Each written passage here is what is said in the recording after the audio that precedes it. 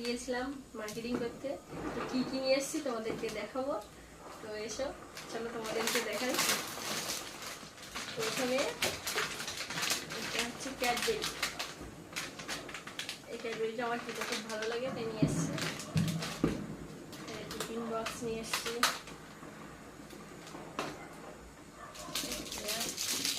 দুটো ক্যাডবেরি আর নিয়ে এসেছি বড়বাবুর জামা। আমি পছন্দ করেছি।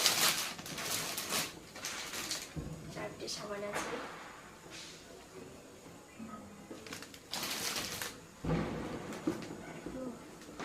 একটা প্যান্ট, নিভিয়া নিয়েছি মুখে মাখার জন্য।